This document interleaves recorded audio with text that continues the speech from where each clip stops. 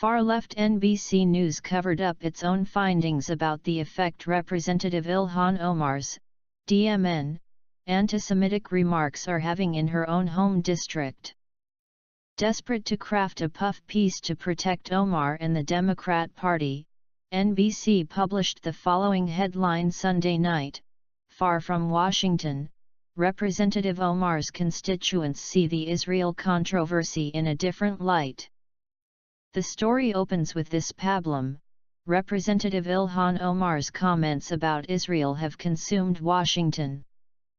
But here in Minnesota's diverse 5th Congressional District, a pillar of progressivism that handed Omar a decisive victory in November's midterm elections, there has been far less outrage.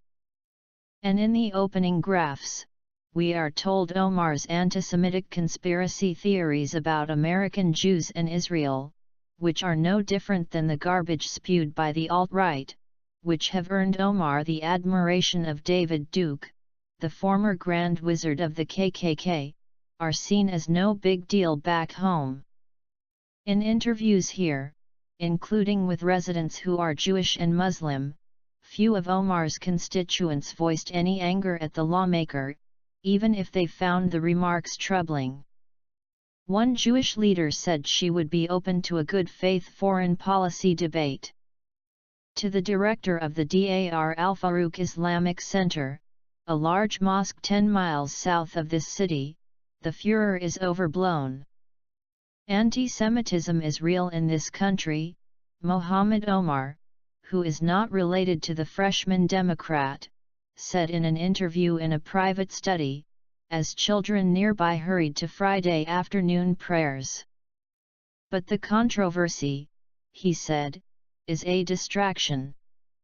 But buried under 6 paragraphs, we finally learn that Omar's rabid anti-Semitism is in fact causing stress and worry at home. Rabbi Marsha Zimmerman of Temple Israel, a Reform Jewish congregation that is the oldest synagogue in this city, said many of members of her community have called her over the last month to say they were troubled by Omar's comments. "I don't know the intention, but I know the impact. The words have been hurtful," Zimmerman said in the tranquil lobby of the 141-year-old temple, surrounded by 12 floor-to-ceiling windows that symbolize the Torah's 12 tribes of Israel. She added that the comments are especially problematic amid a recent spike in anti-Semitic incidents nationwide. NBC's cover-up is also contradicted by reporting found elsewhere. SF-Gate found that Omar's hate is dividing long-standing ties between Minnesota's Jewish and Somali communities.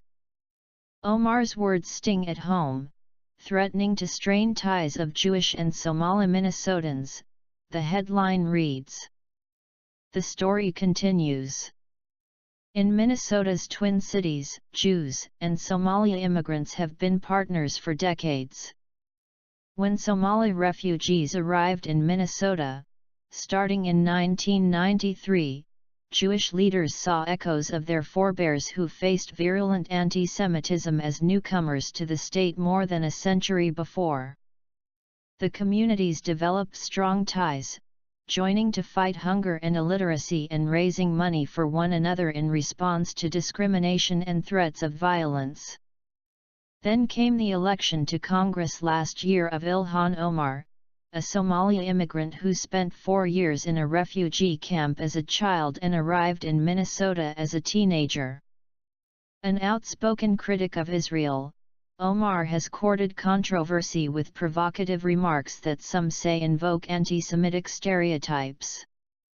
The pattern has alarmed many Jews, and as Omar faced yet another firestorm last week, community leaders on both sides voiced pain and confusion, fearing that the comments could damage an alliance they have spent years trying to nurture. Omar's hatred of Jews and most especially Israel have forced the Democrat Party to finally reveal its long-simmering anti-Semitism, which harkens back to the party's role in founding and protecting the Ku Klux Klan, especially in the Deep South. Last week the Democrat Party, led by House Speaker Nancy Pelosi, basically came out of the anti-Jewish closet by refusing to specifically condemn anti-Semitism after Omar, for the third time in just 2 months, spewed obscene stereotypes about Jews, Israel, and money. All the Democrats could bring themselves to do was condemn all hate. That one of America's 2 major political parties cannot bring itself to specifically condemn anti-Semitism has a lot of Americans worried, not just those in Omar's home district.